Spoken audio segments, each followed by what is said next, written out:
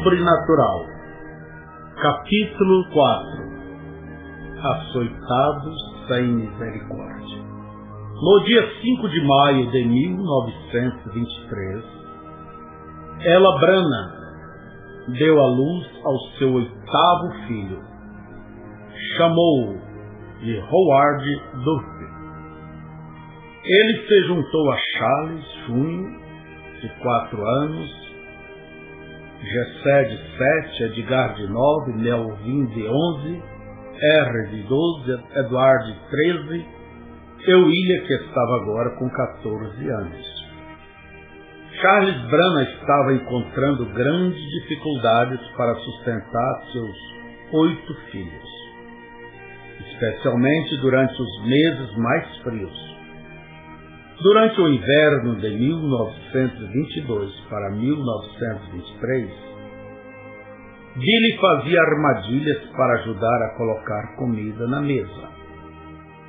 As partes da terra do Sr. Watten, que tinha madeira, abundava com ratos almiscarados, gambás, coelhos e castores.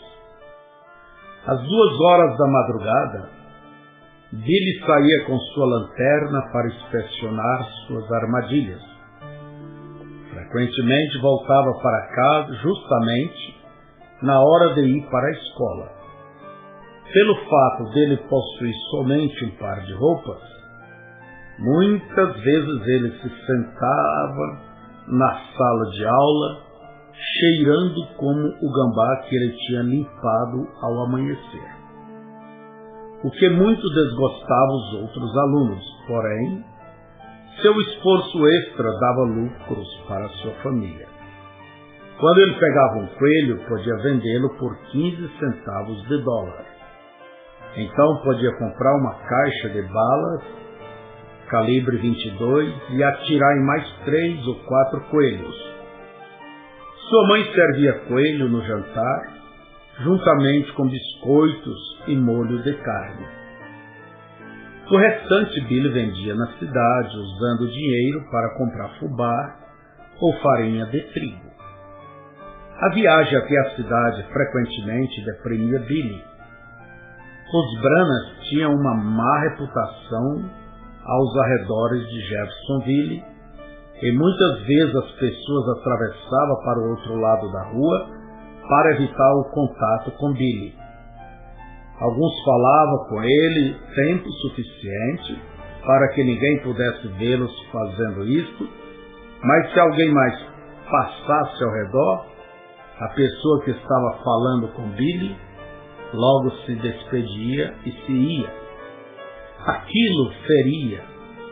Billy sabia que seu pai e seus tios era uma turma desagradável de fumantes, mascadores de fumo, que jogavam, bebiam e fabricavam bebidas alcoólicas clandestinamente. Mas Billy pensava tristemente: o que eu fiz? Não tenho culpa disso. Nunca bebi em minha vida. Por que eu tenho que tolerar isso? Não que Billy não tivesse tentado beber. Um domingo de manhã, na primavera, ele e Edward estavam caminhando, descendo em direção ao rio com seu pai e o Sr. Dorbush, o vizinho que havia feito o serviço de solda na destilaria de Charles. Os 2 garotos estavam planejando pegar seu velho barco a remos, mal vedado, para descer o rio em busca de garrafas usadas. Charles sempre precisava de garrafas para colocar a bebida que fabricava, e ele pagava bem por elas, 5 centavos de dólares a dúzia. O Sr. Dorbush tinha mostrado simpatia por Billy, e agora Billy estava tentando impressionar o homem, esperando que o Sr. Dorbush lhe emprestasse seu barco à prova d'água naquela manhã. O barco de Billy não tinha leme, tornando difícil o manejo nas correntezas. Billy usava 2 velhos pedaços de madeira por remos. Ele remava desajeitadamente de um lado do barco, enquanto Edward remava do outro. Próximo ao rio havia uma árvore caída atravessada no caminho. Ao passar por ali, Charles se sentou sobre a árvore e encostou-se num dos galhos e disse: "Vamos parar aqui para nos refrescar um pouco." Puxando uma pequena e estreita garrafa de uísque do bolso traseiro, ele tomou um trago e passou para o seu amigo. O Sr. Dorbush tomou um gole e a devolveu para Charles, que estava aninhado nos galhos que estavam brotando próximo às raízes revolvidas da árvore. Para Billy, essa parecia uma boa hora para se pedir um favor. "Senhor Dorbush, você poderia nos emprestar seu barco esta manhã?" "Certamente, Billy, está bem." Vibrando de entusiasmo, Billy pensou: "Aqui está um sujeito que gosta de mim." Charles tomou um outro gole de uísque e passou novamente a seu amigo. Quando o Sr. Dorbush havia matado sua sede, ele alcançou a garrafa para Billy, dizendo: "Aqui está, Billy, tome um gole." Billy disse: "Não, obrigado, eu não bebo." O Sr. Dorbush olhou surpreso. "Quer dizer que você é um irlandês, um Brahma, e não bebe?" Charles assentiu com um ar de desgosto, dizendo: "Estou criando um bando de garotos, mas um deles é um maricas e esse é Billy." Billy, furioso, disse: "Eu, um maricas?" Ele recuou em sua própria ideia. "Estou cansado de ser chamado de maricas. E passe essa garrafa." O Sr. Dorbush estendeu o frasco. Billy tomou o frasco da mão do homem, puxou a rolha, pressionou-a contra seus lábios com furiosa determinação.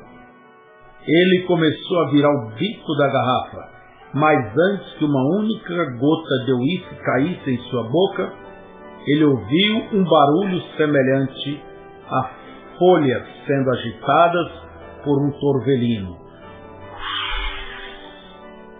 Não era sua imaginação. Ele ouviu o barulho tão claramente como estava ouvindo a conversação ao seu redor.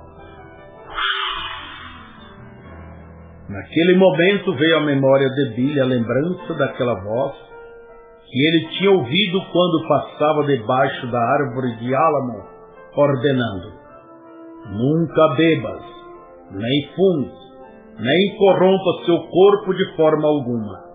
Haverá uma obra para você fazer quando fores mais velho." Aterrorizado, Billy deixou cair a garrafa e saiu correndo através do campo tão rápido quanto podia, chorando amargamente, estando confuso e frustrado. Charles, escarnecendo, disse: "Veja o que eu disse. Ele é um maricas." Para qualquer direção que Billy se virasse, a vida se mostrava difícil. Ele continuou seus estudos, estando na 7ª série. Isso era como subir uma montanha de muletas. O sistema da escola rural requeria que os estudantes comprassem seus próprios livros e materiais escolares. Os pais de Billy não tinham dinheiro suficiente para comprar lápis e papel, permitindo-lhe somente o básico. Então, toda vez que Billy precisava estudar suas lições, tinha que emprestar um livro de um aluno. O curso do período escolar era designado para ser uma ajuda para moldar o caráter moral da criança, bem como seu intelecto.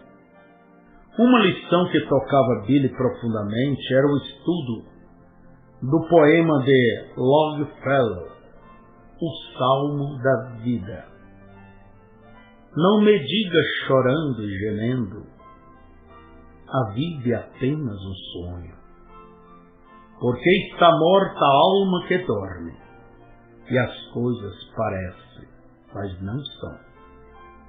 A vida é real, a vida é fervor, e a sepultura não é sua meta. Pó tu és, ao pó tornarás. Mas isto não foi dito no tocante à alma. Nem felicidade, nem tristeza é a finalidade do nosso caminho ou destino, senão o ato de que cada amanhã havemos de nos encontrar mais adiante do que hoje. A arte é extensa, o tempo transitório, os nossos corações, ainda que fortes e valentes, ainda assim, como enlutados tambores, batem marchas fúnebres ao sepulcro. No largo campo da batalha deste mundo, no bivaque da vida, não seja como animal separado do rebanho. Seja um herói na luta. Não confie no futuro, ainda que pareça prazeroso. Deixe o extinto passado enterrar seus mortos. Atue no vivente presente. Coração dentro e Deus muito acima.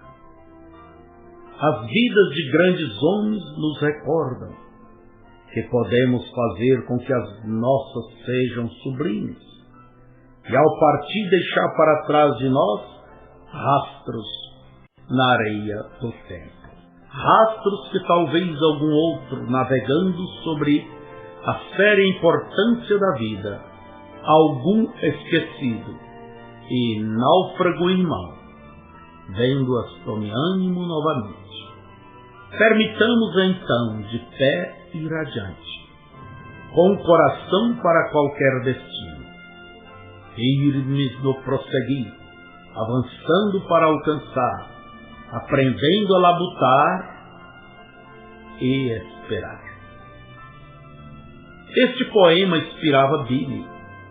Nem mesmo em seus mais loucos sonhos ele podia imaginar a profundidade das pegadas de sua própria vida, deixada na areia do tempo. E agora o poema de Longfellow cantou uma canção de esperança em uma terra fatigante. Estas sublimes palavras falou ao coração de Billy, encorajando este desordenado garoto de 14 anos de idade, lutando para entender todas as injustiças que via em sua própria vida. Os garotos mais velhos escarneciam e o molestavam a cada oportunidade, por ser nascido em Kentucky, por ser pobre, por ser pequeno para a idade e por ser diferente. E agora Billy entendia a razão da pobreza de sua família e o problema da bebedeira de seu pai. Um dia os colegas de escola estavam zombando dele por causa de sua roupa esfarrapada. E Billy lera um episódio em um livro de histórias sobre Abraham Lincoln, descendo de um barco em New Orleans e passando em um leilão de escravos. De acordo com o que se conta, Abraham Lincoln viu um homem branco ofertando um grande e forte homem de cor, enquanto sua esposa escrava e as crianças estavam ao lado chorando. Lincoln bateu as mãos e disse: "Isto está errado, e um dia eu acabarei com isto, nem que custe minha vida." Billy empurrou o livro de volta e pensou: beber também é errado, e um dia eu acabarei com isso, nem que custe minha vida.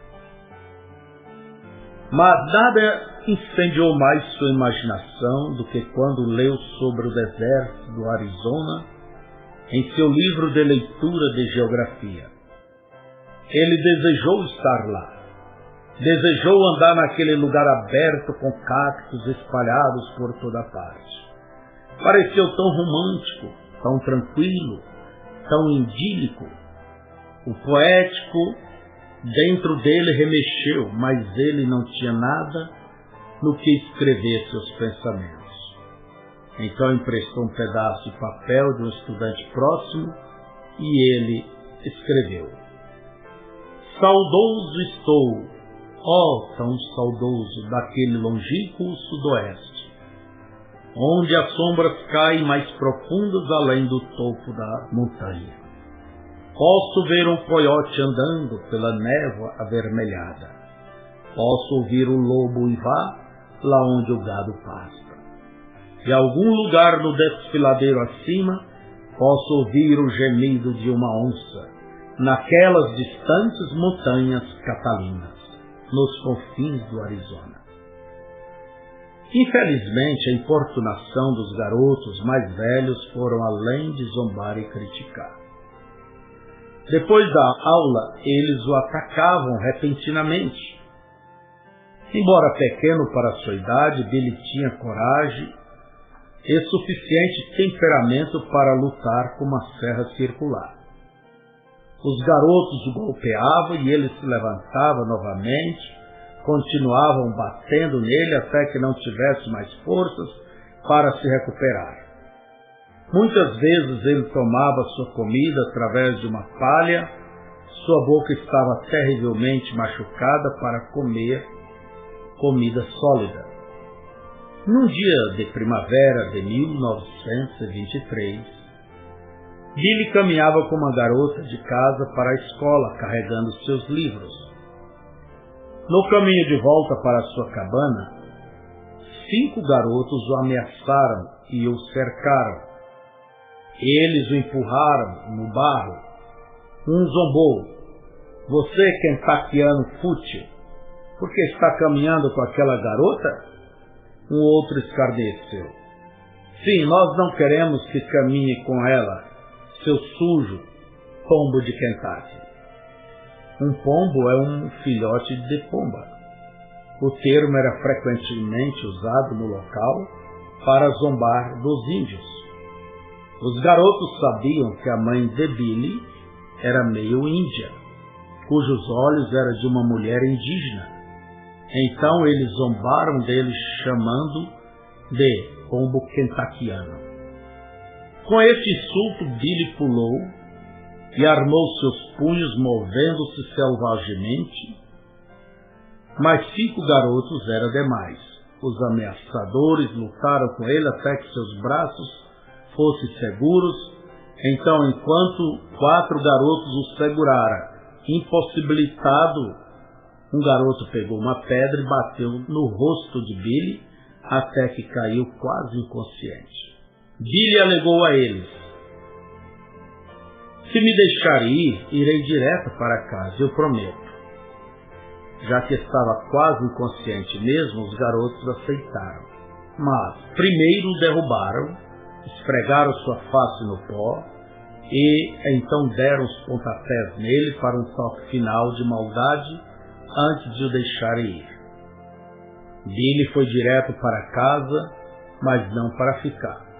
Ele pegou seu rifle de Chester calibre 22, que ficava sobre a porta da cabana, carregou com 16 balas, então tomou um atalho através do bosque para um ponto da estrada onde ele sabia que os garotos passariam. Ele se escondeu ao lado da estrada e esperou. Logo, ouviu vozes. "Aquilo ensinará aquele biscoito de milho a caminhar com uma garota", um disse. O outro replicou: "Você viu quão assustado ele ficou?"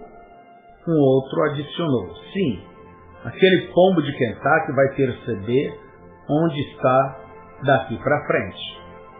Dando passos detrás do arbusto, Billy barrou o caminho deles com seu rifle apontado e engatilhado.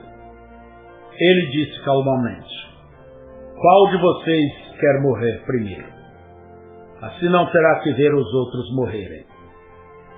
Os 5 garotos ficaram pálidos e gritaram de terror e incrédulos. Billy disse: "Não choramiguem, porque todos vocês vão morrer, um por um." Ele apontou o cano de sua arma ao garoto, o qual o esmagou repentinamente com uma pedra. "Começando com você." Ele puxou o gatilho, clique. A bala não disparou. Rapidamente, Billy empurrou o ferrolho e forçou uma outra armação na câmara, clique, e também falhou. Nesta hora, os 5 garotos já estavam gritando e correndo, pulando atrás de árvores e mergulhando em fossos, tentando sair da vista tão rápido quanto podia. Billy, com toda a intenção de matá-los, manteve-se, bombeando a armação da câmara e puxando o gatilho tão rápido quanto podia fazer ação. Clique, clique, clique, clique, mas cada bala falhou. Os 5 garotos tinham ido longe. Espalhadas no chão, ao lado de Billy, estavam 16 balas. Ele as pegou, soprou a poeira delas e as colocou de volta na arma. Então apontou seu rifle para uma árvore e começou a puxar o gatilho. Claque, claque, claque, claque. Desta vez, cada uma disparou, estrondando nos troncos, mandando lascas voando em toda direção. Billy permaneceu no meio da estrada, fervendo de raiva. Então, de repente, ele riu. Bastante, uma risada idiota que fluiu do fundo de sua frustração. Ele riu tanto que lágrimas corriam em sua bochecha inchada. No verão daquele ano, quando terminaram as aulas, Billy foi embora e nunca mais voltou à escola.